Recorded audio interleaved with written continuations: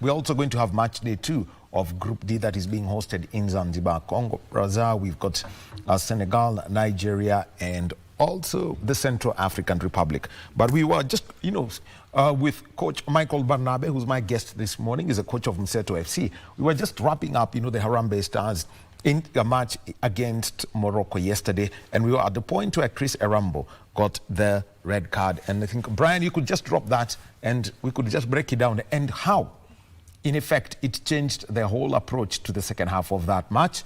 Barnabe, the one thing is the letter of the law in terms of a tackle, where you go studs up and it hits shin, you miss the ball, but you do not miss the man. Just break it down as to why that check was done individually. And these are the reviews that the review that eventually meant that it was a red card, because that boot was high and studs up. Yeah, for sure. That's where now you see VAR coming in. Sometimes the center referee misses the simple details, maybe just because something has happened very quickly on the pitch. But when now communication is coming from the VAR room, definitely something like that happens. And you could see from the pictures that already the ball ilikuwa imeenda tayari, and the opponent had already released the ball. So the tackle happened, yes, but without the ball. So he missed the ball. He did not get the ball, and it was on a dangerous in a dangerous zone, just I think few meters from the box. So definitely that was almost, it was seen as if it was so intentional, and that is why he was given a red card. And many people might wonder why red card, why not a yellow card. That was a very dangerous tackle, and the referee looks at the magnitude and why, and the area and who it is. So definitely that was a straight red. Only that maybe he didn't see it in the first place. There were a lot of errors, even the other error leading to the penalty, which was again overturned. So I think also the referee missed some details, katikati. But Kenyans are saying if maybe atungepata red card, probably atungeshinda the game. But I don't know why tunaona ni kama red card is helping us. But honestly speaking, I think something has to be done by the head coach, because this is recklessness. And honestly, if we continue like this, tutapoteza a lot of players, and you see all of them are starters. So inamtoa pia timing katika planning, and even planning for the coming matches. All right. So well, there you've had it, and remember, Kenya top of Group B. They've got 7 points, and that is after 3 matches, 2 wins and a draw, 1 foot in the quarterfinals. But let's take a look at the full outlook of this group, where Kenya are in Group A, and what the implication is at the moment. Well, the battle, it looks like it's now going to be between Morocco, for the time being, Morocco, yes, DR Congo, yes, Angola. It's a 3-way thing, because this is how it reads. Angola have got 4, and Congo DR have got 3, Morocco have got 3. So which way, considering that Congo DR, Morocco and Zambia, they are yet to play. Actually, Morocco and Zambia are yet to play match day 3, yeah. And Congo have got 2 back-to-back matches. Angola, First of all, Kenyans think that we've already qualified by winning. No, we are yet to qualify, because mathematically is not correct. We are at 7. As you can see, DR Congo has a match with 3 points, and of course Morocco has 2 matches. Both of them have 2 matches, so that might lead to 9 points. So if we lose against Zambia, what will happen? 7 points. Yeah, so we are at 7 points. We have to win or get a draw, so at least we are safe. We are in a better position as Kenya, but we have not automatically qualified to the knockouts. But so Morocco and even DR Congo still have a chance, because they both have 2 matches each. Yeah, so Kenya imebaki na moja. Angola of course with one. Wale ni kidogo iko nje. But we have to beat Zambia, and I think we just need to open our game a little bit, and then tupate tu ya ushindi. We are good. All right, so let's take a look at Group B, and this is where we have got joint hosts Tanzania, Burkina Faso, Madagascar, Mauritania, and also the Central African Republic. Tanzania already qualified, 3 wins out of 3, and your assessment of that side, it's anchored around Faisal Saloum, but everyone's just calling him Fei Toto. Yes. That's even the name on the jersey, and we're also seeing the impact of Mzize in that side. Yeah, their attack is really good. They are trying really hard to at least get goals, you know, and wao ndio wanataka kufunga wa kwanza. That's a tactic ambayo ina work.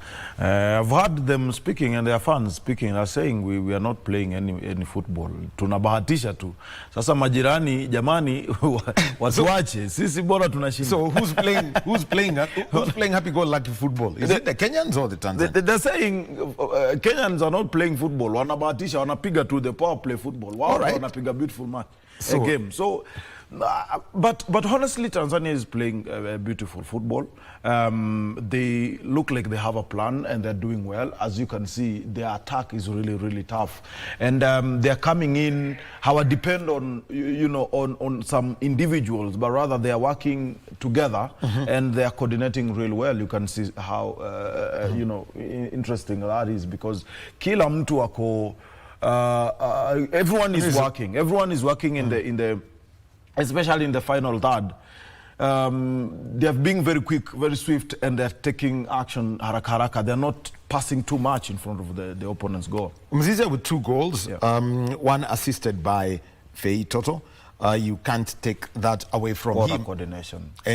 But this was a game where the goals came in the first half, but in the second half, you could feel the pressure, coming on to Tanzania. Exactly, 6 players in the opponent's half while attacking. I think it's amazing. And again, one good thing is that they are not losing the ball when now wakivuka mstari wa katikati, they are not losing the ball. They get past half. Yeah, so they are not really relenting. And the coordination between Mzize and Toto, I think it's amazing, and it's a gift that Tanzania has. So every opponent, and even I'm very sure that if we finish on top of the table of the group, and we get to play them here in Nairobi, because they will have to come here.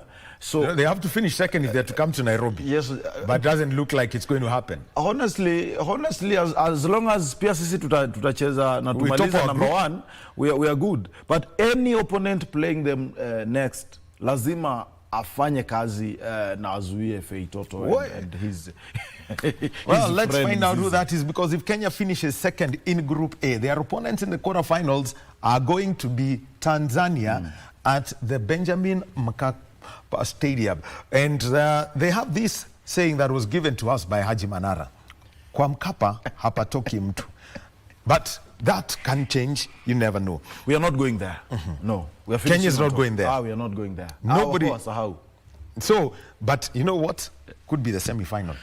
Yes, or even the final, to be honest. Yeah. Or even the final. Yeah, that would be a big one, because it would definitely be a sellout. But let's look at the other teams in that group.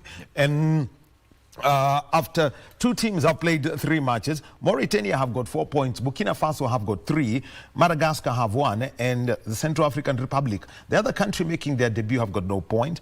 Central African Republic, after these 2 matches, on their way out. And remember, Group B action, match day 3 yet to be completed. But let's take the case of Mauritania, who are on 3, and we also have got Mauritania on 4, and Burkina Faso the other side, who have got 3 points after 2 matches.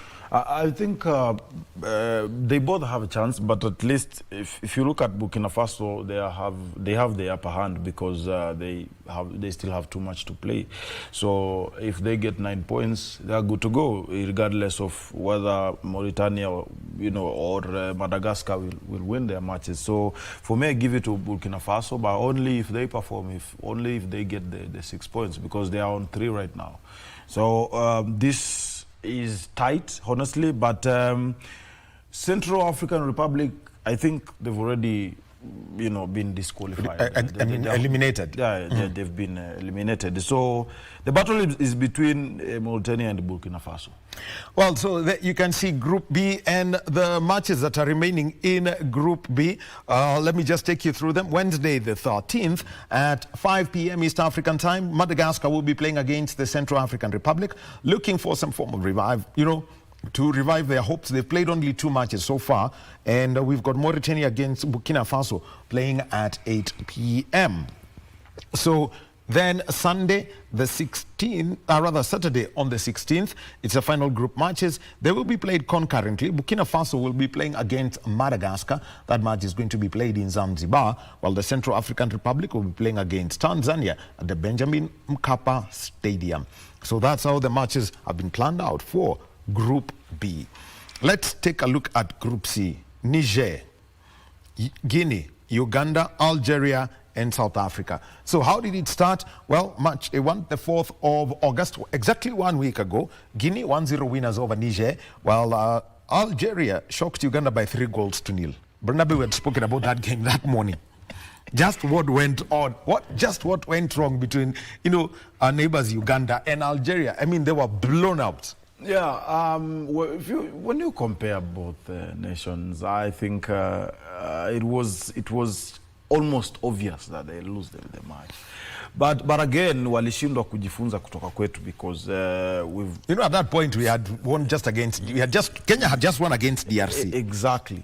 So they were learning. They should have, done something. But I think honestly, even the 12th man in Uganda, I think pia hawasaidiki kutoka kwa mafans. Okay, this is what's home advantages. This is what they're doing in Uganda. Yes. They're selling tickets on a double header basis because they're using one venue. Makes sense to me. Yes. Because I mean, if you buy a ticket for, say, for example, South Africa versus Guinea, which is a 5 p.m. match, and then you've got Uganda against Niger at 8. Yeah. It makes sense to sell them on a double header. So it's showing up is late because all Uganda games have been 8 p.m. kickoffs. So, but how matches should be the priority? I mean, your home country is playing. You need to be there. You need to support them.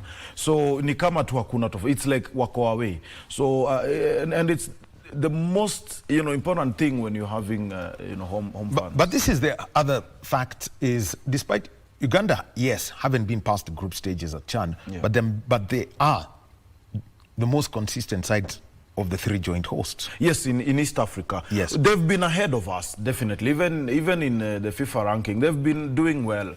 But again, you need to understand by psychologically, Algeria knows this is Uganda, this is not Kenya, this is not Tanzania. So they've been here before. They know what it takes. So we have to go hard. And I think their football has been physical of late. And if you can see, even right now, look at the spaces in their box. I mean, they really need to be clinical. They really need to be good tactically because I think there's no much experience. And they always say that their league is better than KPL, but sometimes pia hizo vitu zinakuja kukuonesha that. Wait, their champions are going to be playing against Nairobi United FC. Yes. NEC, National Enterprise Corporation FC. Tunapiga. That is a phrase. That is a common phrase there. Yes. But meanwhile, as we continue watching his royal, yes, we've got Julius Yego, world champion 2015 in the javelin and also Olympic silver medalist 2016. Thank you for watching us. He's at the Tokyo camp in Kasarani and he says he was in the stadium yesterday and he has to say this. Few occasions he has watched the Harambee Stars and this is the best coach team with cohesion, motive and intent to win. The energy was unmatched. Kenya finally have a coach. Benny is that coach we admit. The stadium was shaking and Kenyans love their team. Let's go boys. That is from Julius Yego. From kurusha mkuki to kurusha maneno mazuri. We are happy. At least something is working in football and inaprove kwamba wa Kenya wanaweza kutokea na waone game. Well, I'll tell you that is the kind of support that he was. Also, Barnabe was in that stadium. I was there when Angola played and I can tell you, I mean, it's electric being in Kasarani, you can feel some adrenaline even when you are in there. Goosebumps. Good. The goosebumps are there. Goosebumps. You're like, oh man. It's sunny, but you feel the chill. Yes, this is what I was meant to watch. Well, Siwanange tu kwa TV, stadiums are packed. We can do it here. We can, and we are going to be doing it. Yeah. Now, Algeria against South Africa ended 1-1. South Africa, speaking to Velile Mnyandu 3 weeks ago, in the run-up to this competition, South Africa, you know, picking up a team for CHAN is actually always a challenge because of the nature of their season. They've got a quality league, yes, but there are other competitions that are going on. For example, I think the MTN 8 Knockout Cup is going on at the moment. And then think of the league coming to a close. They've got their clubs which had commitment. For example, one of their clubs, Mamelodi, had a commitment at the FIFA Club World Cup. But here they are. They've picked up the squad that played against Algeria and frustrated them. Your breakdown on that match between Algeria and South Africa. South Africans played on Friday. Yes, they play quick football, but Algerians, of course, they knew how to counter that. You blink, you've missed the link. Yes, shauri yako. But I think that effect of the likes of Mamelodi being, you know, maybe not ready to participate really, ilipoteza, you know, mwelekeo. But I think this is not the South Africa that we used to know. It's a powerhouse. It could have done better. Honestly. Actually, you can call it South Africa B. Yeah, because it's a B side. That's B. That's not the South Africa we know, because many of their footballers play in the local league. So we expect them to be the best. But look, they may be looking at what's the bigger picture, but what's the story we're being told? Because if they were able to hold Algeria, frustrate them for 90. Yeah, but both of them are good teams. So you cannot tell me that we were able to. No, you could have done better. I mean, you're big. Even actually, both of them they have good players back home. I mean, sio kama sisi. I mean, they should not give us excuses. They could have done much better, because both of them are tactically good. And even, you know, when you look at the match, wote walikuwa wanaogopana. So yes, and let's take a look at the numbers here. For example, 47% possession by Algeria, 53% by South Africa. Exactly. And when you take a look at the total shots, 14 by Algeria, 7 by South Africa. Block shots, none from South Africa, 4 by Algeria. But with South Africa, are they proving that maybe they are one team to watch in this group? Because it's been referred to as the alternative. I mean, everyone thought Group A was a group of death, but it's turning out that Group C really is an alternative. If they make it to the quarters, teams itakuwa na shida sana, because they will have now settled in the competition, and they'll get a breakthrough from there. Because sometimes you get caught off guard when you're not prepared, when you had a lot of things going on, backstage. So I think it is their moment, and this is the time to regroup. Now wafanye what they're supposed to do, because they can do it, and we've seen them before.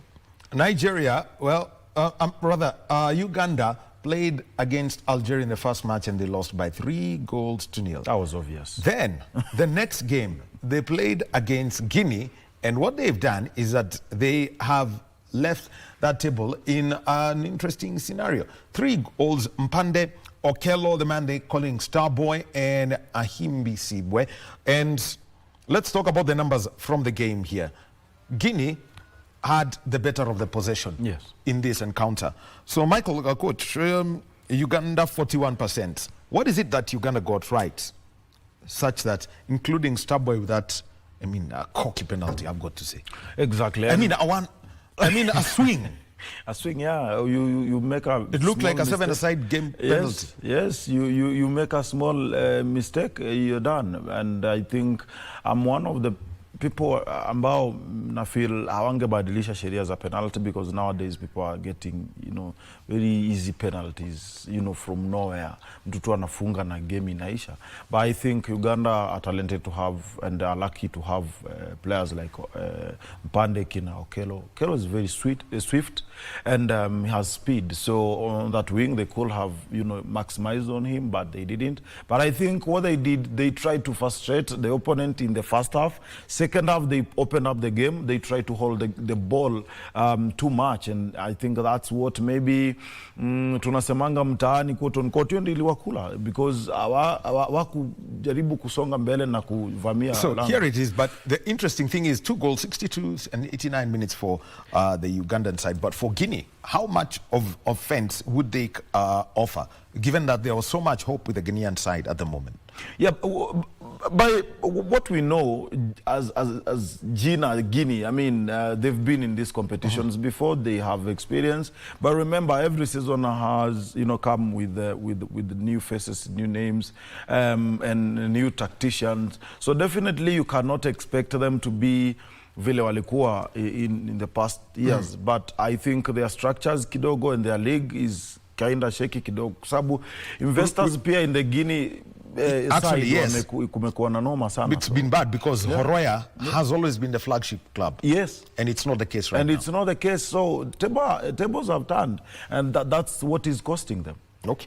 Well, Michael Barnaby here with us, and looking at the Group C and the sides that are in it, and just considering amongst other things, what is there is Niger is the other side. They've come through the ranks. And how valuable is this kind of competition, say, to the Niger side, given that we've seen them go through the under-20s, and under-17s, under-20s, and under-23s. And here they are playing at the top, with most of their players coming from the national gendarmerie. I think Niger is one of the teams that might impress in years to come, and even maybe in subsequent competitions, because when it might take you long, but when you have everything going right, then it will work. Even if ni 10 years to come, 20 years, but it will work. And I think they are putting things in place. Their systems have been working, and now you can see them. And they are not in this competition really to win it, as maybe people might think, but they are trying to see what can we improve, what can we change, what can we work on to be better tomorrow. So I think Niger is one team ambayo tutaiona sana, and they are making players ambao wanaweza kuja kuwasaidia even after miaka mingi itakayokuja. So let me talk about this, Barnaby. Yes. There is one aspect that's coming through, especially with the teams, I mean, from the groups that we've mentioned. Because I mentioned before I move to Group D, where we've got Nigeria and Senegal who played. The use of the low block is something that is standing out, and trying to go for the counter-attacks. Yes. As opposed to what you'd think teams looking at a higher line when it comes to defending and attacking. How different? I mean, how are you seeing these two formats being used? The Harambee Stars have been forced to use the low block because of the red cards. Yes. But we're also seeing some other teams playing that. Yeah, we've seen it. There's one thing, there are reasons for the two formations, or the way of the two approaches. Yes. What do you want to achieve at the end of the day? For example, Harambee Stars knew that this is Morocco we are playing with. We don't need to open in the first minutes, because they used those opportunities to punish you. And coming from behind and beat someone like Morocco is a problem. So you have to have reasons as to why you're doing that. And again, the other thing is the type and kind of players you have. So are they players who can, who are good in counterattacks? So are they players who are good in making the blocks? For example, after we got the red card, we used 4-4-1. Something that mtu anaweza shangaa, tuna change again to 4-5-0. Yes. 4-5-0. 4-5-0. There's no attack, but there is always a midfield. Yes, exactly. Tulikuwa pia na 5-2-2. So you see, ball ikifika katikati ulikuwa unaona tunaenda kwa 5-2-2. Yes. Yes, ikienda kando tunageuza to 4-4-1. So it is something that you have to be careful with as a coach. And you've seen counterattacks being done. No, even Tanzania is using counterattacks. Even Kenya, tunajaribu, we've done so against DRC. We've done so against Angola. And so against Morocco. It depends on moments.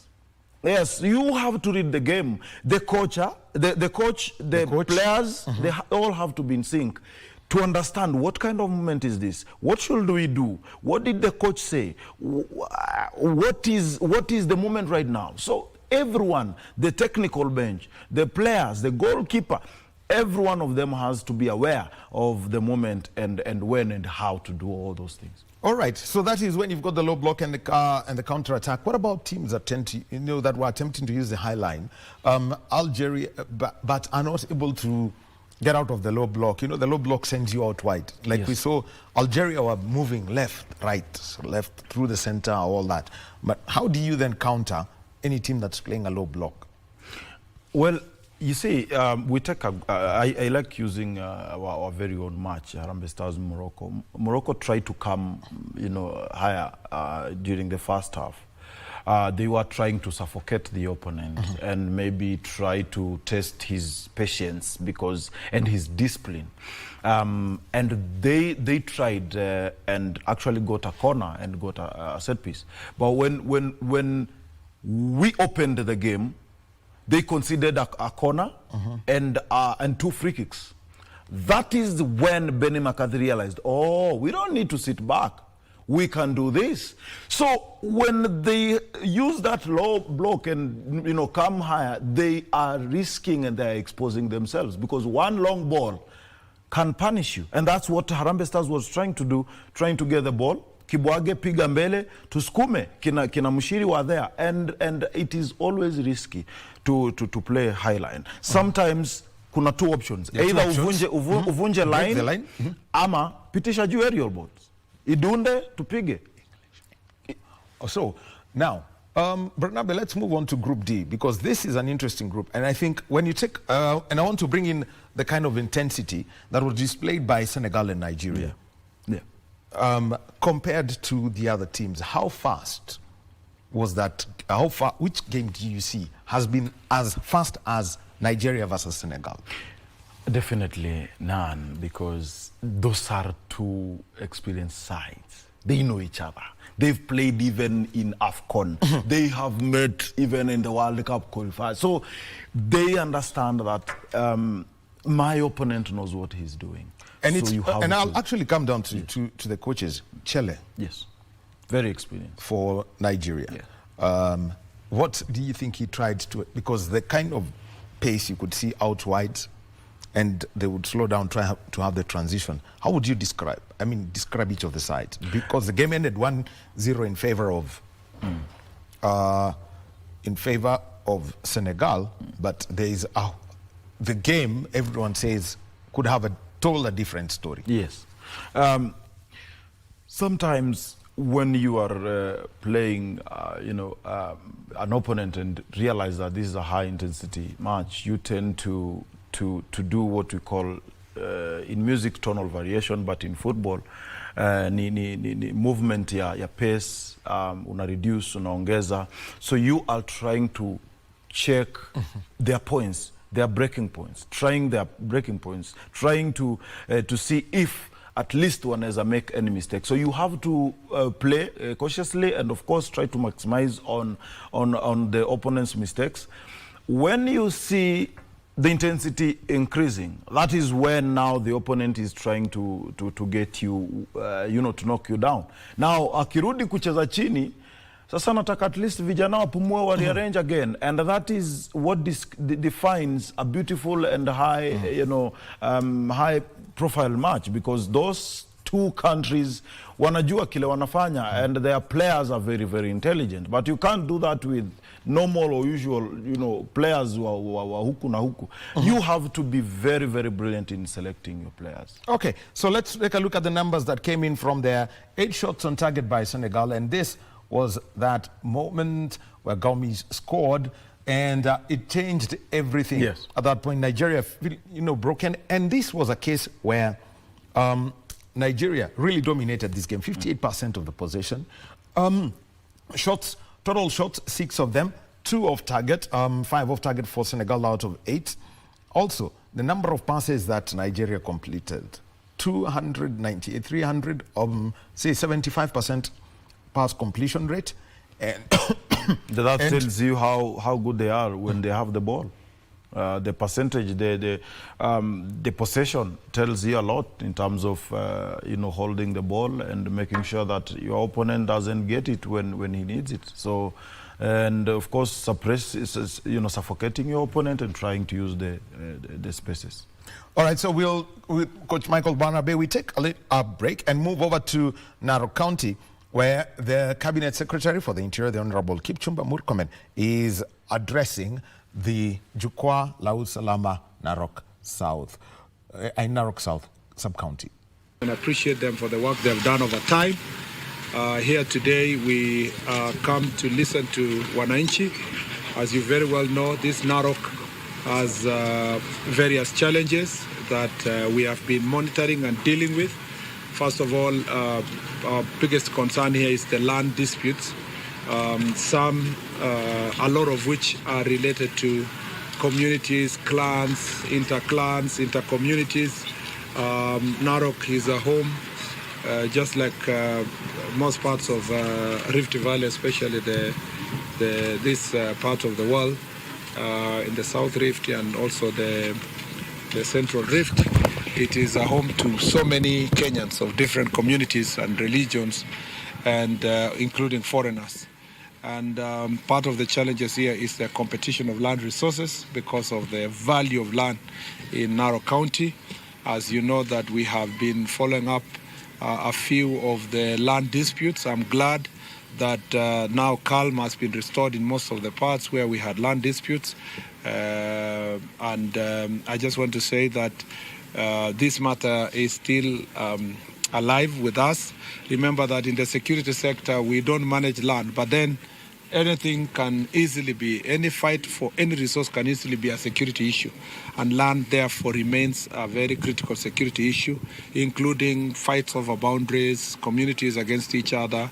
And I have been able to appreciate the work that is already being done by the security sector, even as we wait for amicable settlement through court processes and community engagements in this region. We continue encouraging the citizens of this country to take up measures that will resolve land issues amicably without resorting to violence, because some of these incidents in the past have caused us great harm. We've lost lives.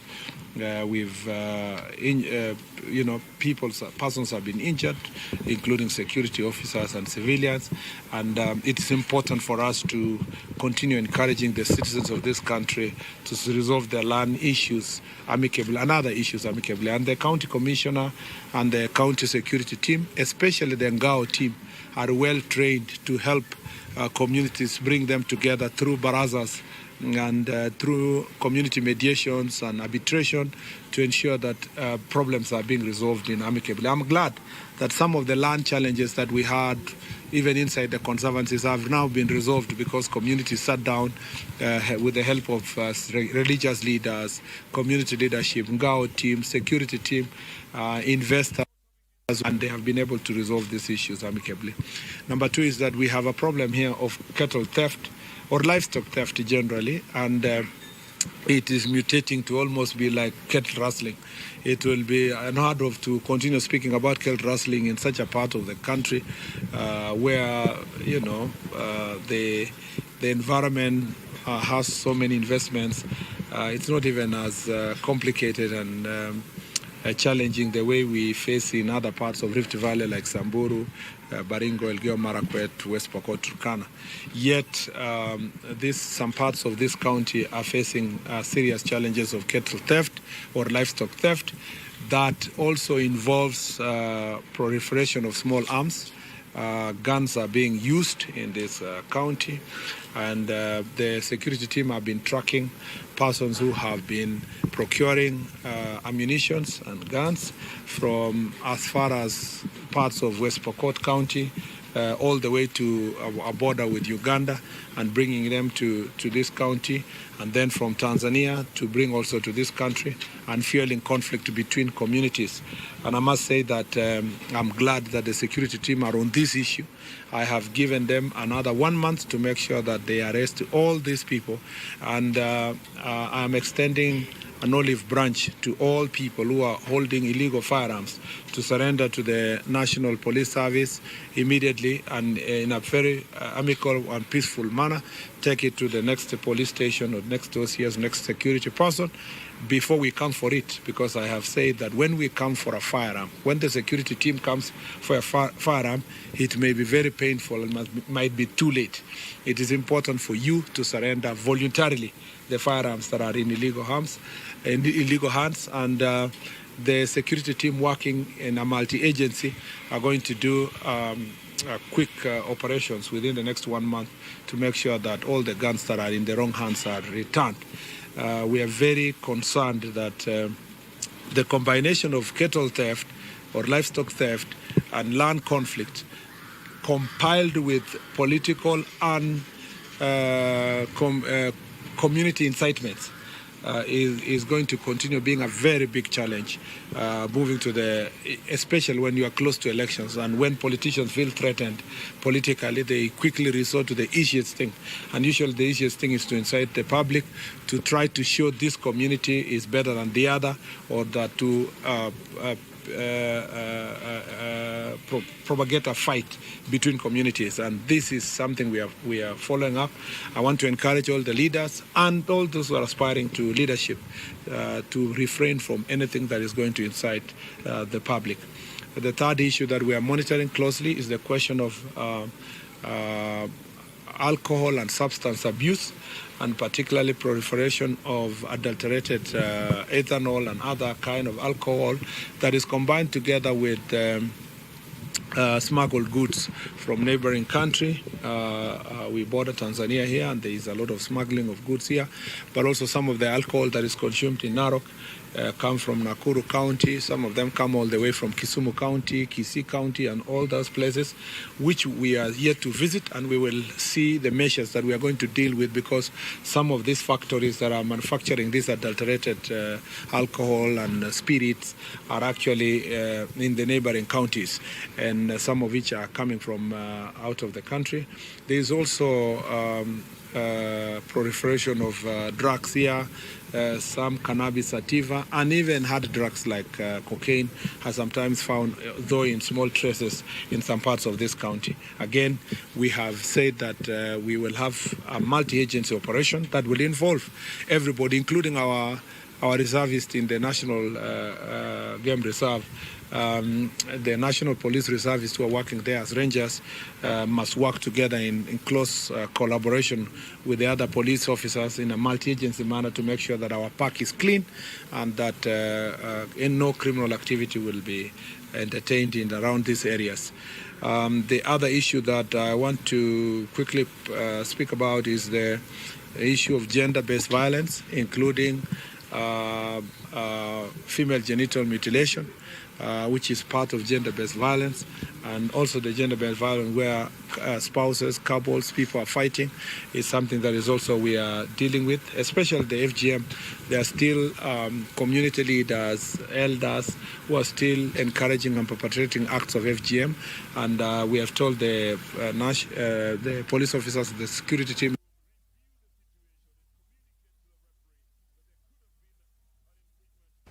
That is the Cabinet Secretary for the Interior, the Honorable Kipchumba Murkomen, speaking in Narok County, and this is as part of the Jukwaa la Usalama initiative that is leading. And our reporter at that event is Giverson Maina, is going to be giving us a full brief on that. Well, time for us to almost wrap up this conversation, and it is about the Championship of African Nations, CHAN 2024. And you know, like we've been saying, CHAN equal KBC, and all the interactions that we are seeing with you. I'm with Coach Michael Barnabe, and we were wrapping up the Nigeria versus Senegal game. Quite an intense game. The speeds in that game that were exhibited by the athletes, I mean, stood out from all the others, and everyone said, wait, we can have something going here. And remember, this is players who are based in their domestic leagues, I was trying to imagine the kind of intensity that would have been exhibited, by the players who are in Europe. But from these players who are there, not, the strongest of leagues. I was going through the Nigerian top-tier league. Virtually every club is owned by a state government. Yes. But Senegal is different. It is known, the West African football is known to be intense. Honestly, and maybe because of the kind of weather that is experienced there and humidity, so they've trained, and when they get the East African weather that is more friendly, I think that is what is expected. So for me, I feel from their experience, it wasn't a surprise, and we all knew that this is a high intense match, and we expect a lot from them. So definitely I was not surprised, but everyone was trying to maximize on each other's mistake, and you saw what happened. The goalkeeper stepped out of the line, and things happened, and the best team got the opportunity and they took the moment. So yeah, sure. Congo versus Sudan was the match that was played earlier, in Zanzibar on Tuesday evening. It ended 1-1, rather Congo and Sudan.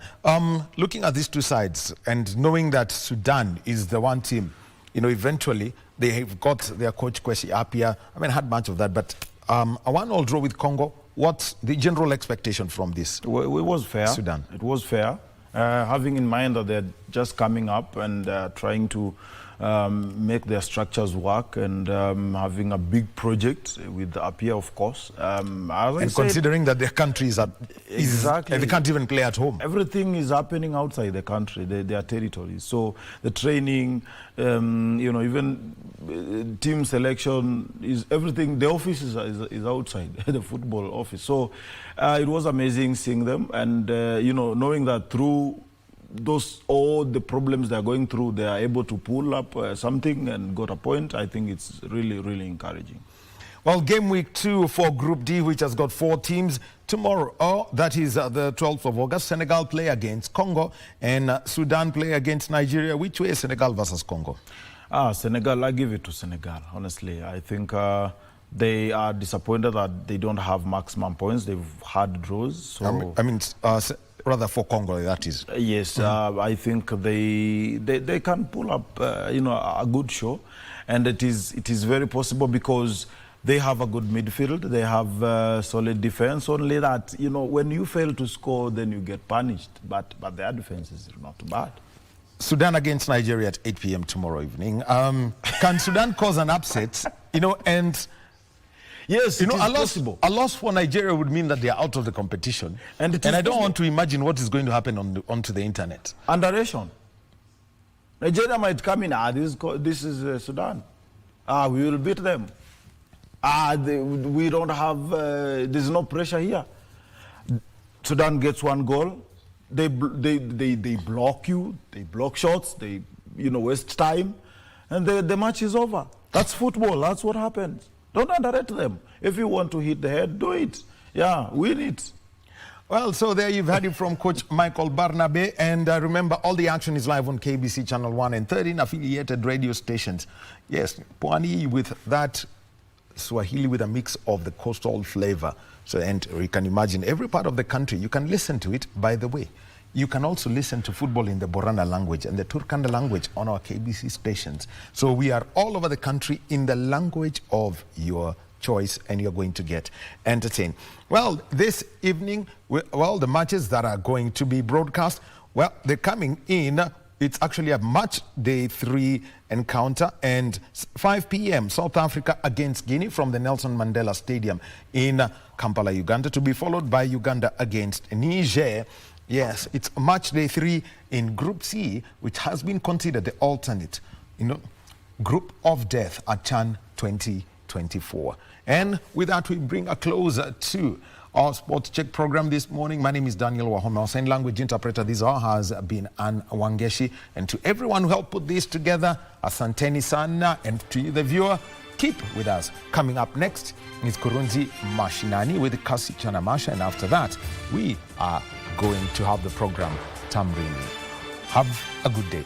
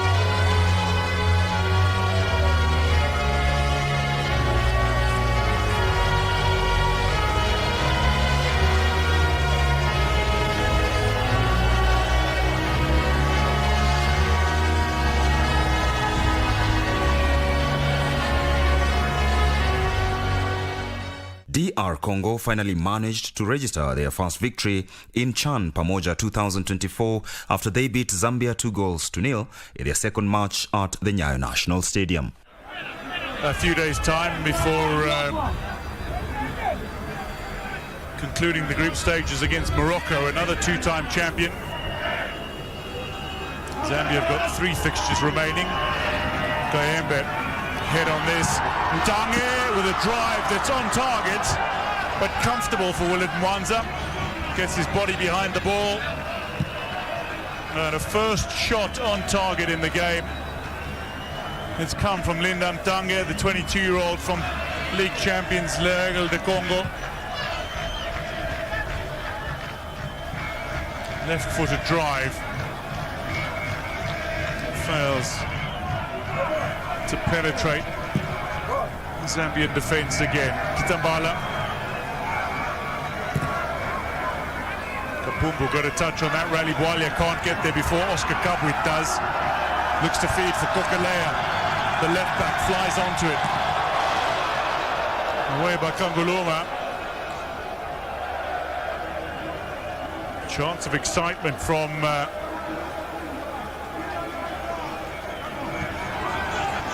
DRC fans. Again teed up. This one is hit firmly, and finally, for the first time in 3 editions, DRC have scored, and it's their star player, Ibrahim Matobo, the teenager who strikes true.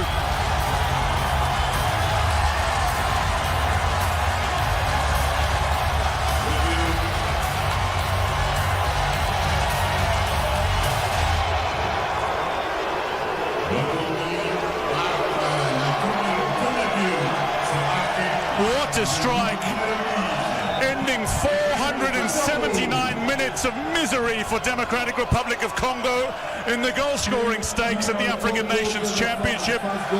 Ibrahim Matobo strikes brilliantly and cleanly. Mwanza beaten by an absolute rocket. His career with Zanaco.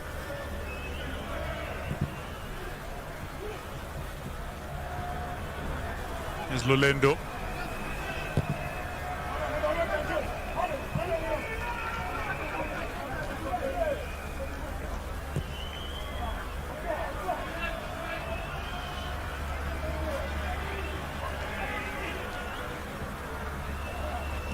DRC certainly look a lot more settled defensively today than they did in the opening fixture against Kenya. Perhaps a lot has to do with the fact that they are playing with positions not being half-made. Here's Kabwit, square ball, great chance, second goal, and it's struck home by Orso Mwaku. The substitute doubles the Congolese advantage.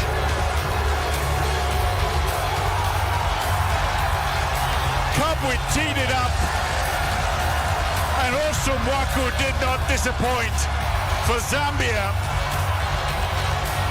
It's a second goal that looks to crush the spirit. Second goal for DR Congo, scored by number 19. Cries of joy, smiles and absolute delight for DRC. Lovely through ball. Kabwe with all the focus on him, then squares it delightfully for Orsu Mwaku. 3 players drawn by 1. That left space for Mwaku, who was making the telling run, and then put in a wonderful left-footed finish with aplomb. Democratic Republic of Congo can celebrate a second goal.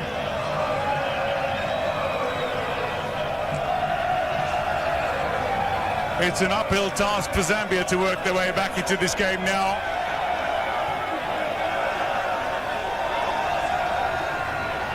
Just over 15 minutes to play, and Zambia are 2 down.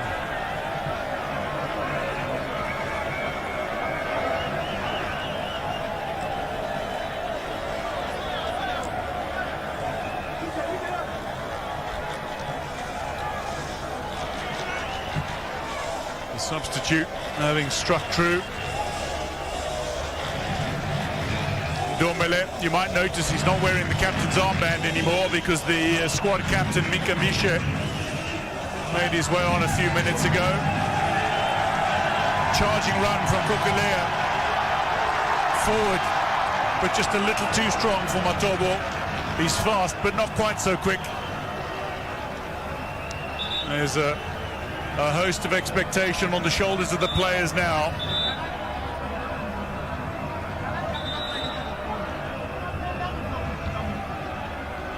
Medical attention required. Dung is down, not for the first time in the game, for the first time in the second half.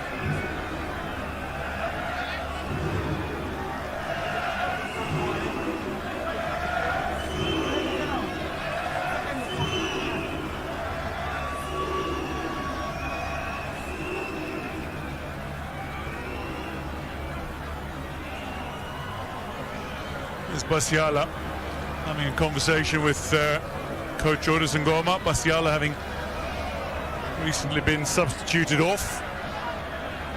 Orsu Mwaku recently substituted on and struck brilliantly. Dange with a through ball into the path of Kabwe, who drew the players. 3 in total from Zambia, and then managed to release the ball for Orsu Mwaku, who's making a telling run down that far flank. That's an excellent finish. The more I watch it, the more I enjoy it, in the sense that he was running at a slightly awkward angle to find that finish. The ball was bouncing at a slightly unkind height. But despite those challenges and obstacles, he was able to find a fine finish beyond Willard Mwanza. DRC lead by 2-0 against Zambia in the closing minutes of this Group A tie. Lindam Tange is getting stretchered off. Congo beat Zambia by 2 goals to 0 in a Group A game that was played at the Nyayo National Stadium in Nairobi, Kenya. And Angola now ties it 1-1. Here is the grouping then. The mathematics tells you that Kenya still top the group again with a +1 goal advantage. Morocco is second with 3 points, plus 2 goals. Congo is third with 1 goal, and Angola has only 1 point from the draw, so they are at the bottom of it all. Next fixtures, Kenya plays Morocco, Zambia plays Angola. Again, tantalizing matches coming up in the African Nations Championships.